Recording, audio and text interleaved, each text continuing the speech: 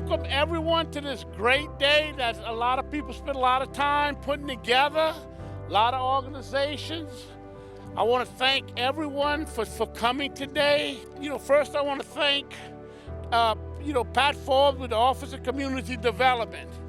You realize we're looking at 70,000 linear feet of terracing. So that's 70,000 linear feet of terracing right out here. Terrebonne Parish is located in southeast Louisiana next to the Gulf of Mexico. The name Terrebonne means the good earth in French. Vast marshes, lakes, and estuaries support a wide variety of species. Healthy marshes provide storm surge protection by slowing floodwaters, saltwater control by retaining water for infiltration, and habitat that supports species, recreational and subsistence hunting and fishing. This land used to be used for farming and raising cattle, but was now turning into open water, putting habitat, homes, and infrastructure at risk.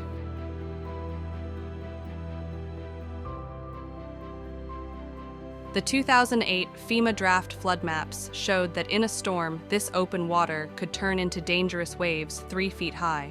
The parish thought that planting trees would block the wind and stop the waves, and was awarded the first Silver Jackets grant in Louisiana from the Army Corps of Engineers to identify the options.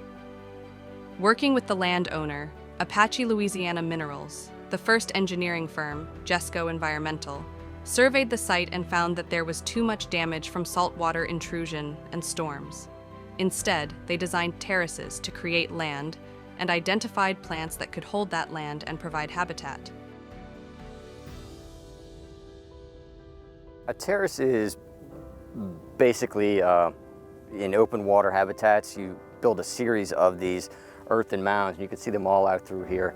And it creates a lot of edge habitat as well as a method to dampen and break down wave energy. For this project in particular, we went and got some geotechnical samples of the dirt that's down underneath us and the dirt that we built these with to figure out how high we needed to build these up to get the proper habitat and get the plants and species we wanted to create out here.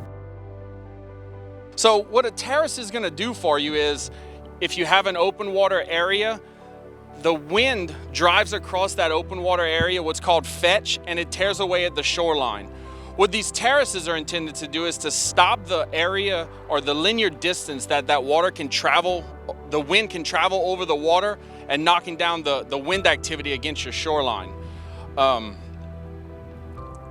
These terraces are going to be built to about 3.5 foot tall, and on the outer rim we have a planting berm, which is just a beefier terrace, so when those waves actually do hit the terrace field, we have a little bit beefier terrace to absorb some of that wind energy.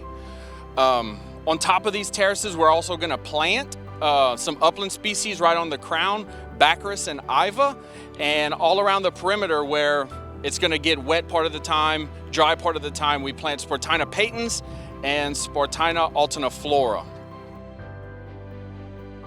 The Office of Community Development spearheaded an application for the 2015 National Disaster Resilience Competition and was awarded the U.S. Housing and Urban Development Community Development Block grant funds of $3.6 million to implement the project.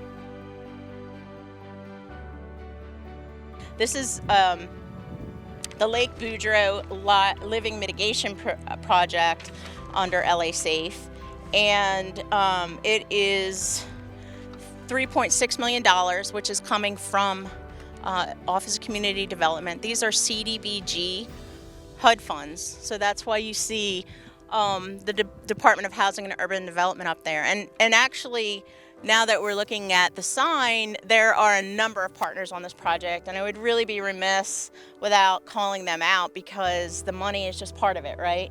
This project was started by the Corps of Engineers under a Silver Jackets grant, which is a planning grant. And so the whole idea and planning and feasibility of the project was vetted through that process, even before LA Safe came along.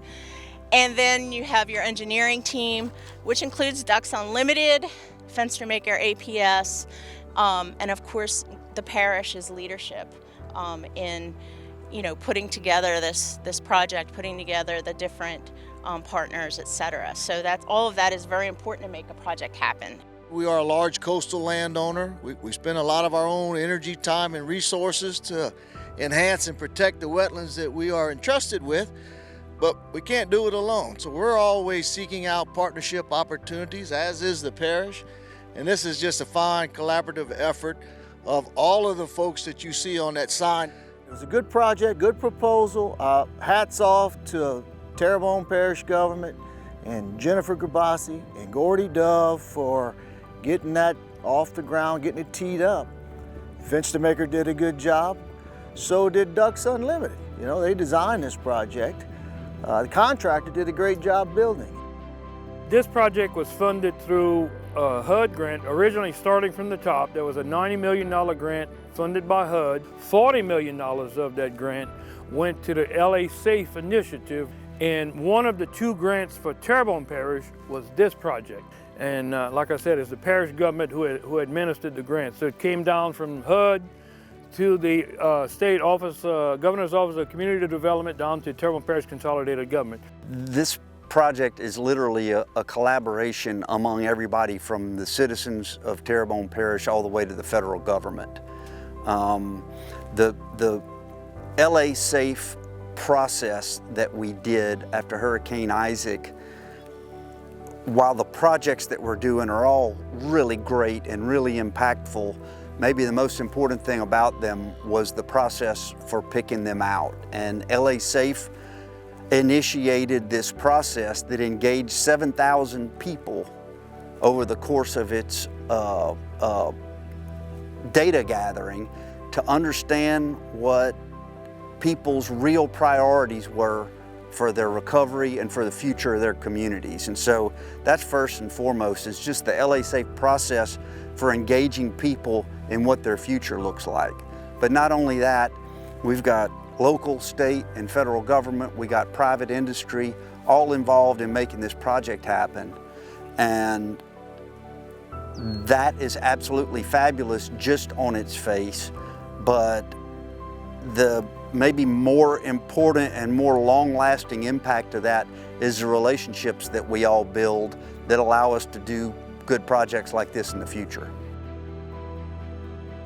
We offered the Audemars family and the Boudreaux family a servitude swap. They have the right perpetually to go across our property. We have the right perpetually to use this boat launch in this canal, and that's what saved, I think it's one of the reasons why this project came in $250,000 under budget. If you want to see, this project is going to be difficult to get to. It's probably a mile from here, half a mile to a mile east of here. But if you want to see the impact of wetland terracing, go down to the lower Pontchartrain area, make a right on the Isle of Jean Charles Road, and when you get on the road ramp for the Morganza levee, look to your right. You will see about 300 acres of wetland terracing on the outboard side of the Reach J1 Hurricane Protection Levee. Because that wetland terracing is there, we don't need armament, we don't need rocks. It was all open water. And for the 2019 for Barry and all these various hurricanes for last year for 2020, which I don't even remember all the names of them, Zeta, Delta, whatever, we had absolutely no damages, not even any debris on the berm of our levee, because the wetland terracing absorbed all that energy. So it does work.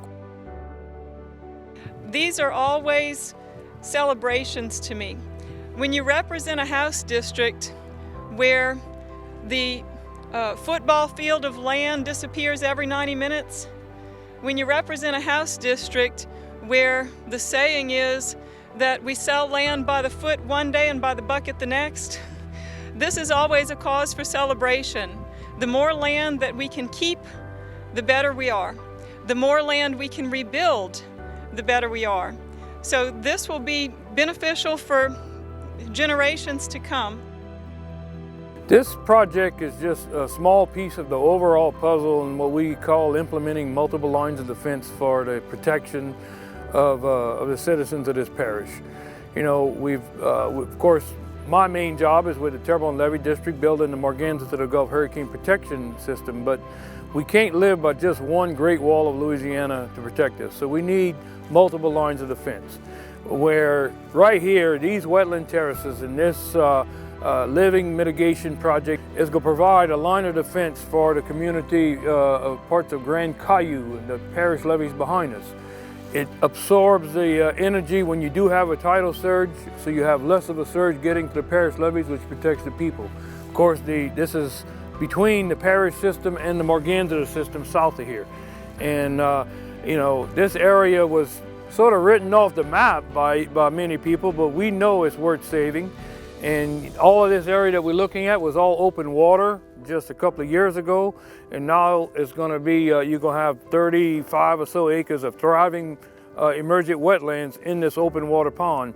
And you know, we followed this policy.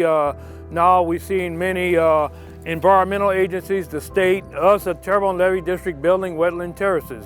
This project, it actually got hit while under construction by Ida and was able to, you know, have minimal impacts to it while under construction. Contractors were able to come back a few months later and finish it up.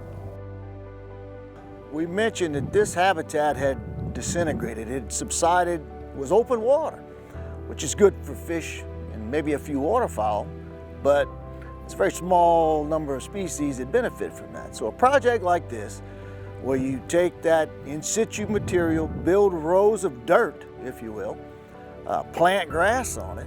You've got habitat diversity, a lot of different critters, not just 2 or 3 fish and a couple of ducks. A lot of different critters inhabit this earthen terrace. They planted bacchus bushes along the tops. Sooner or later, when those grow up, neotropical songbirds will drop in here after they migrate over the Gulf of Mexico.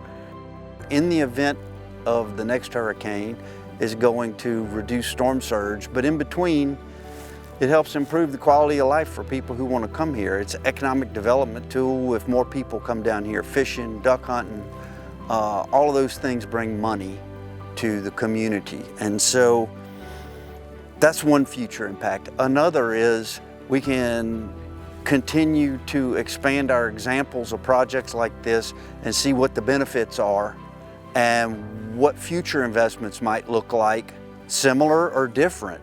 But every one of these projects we want to learn from, and so that's probably the biggest future impact, is what do we learn from doing this one and how does that help us do the next one better?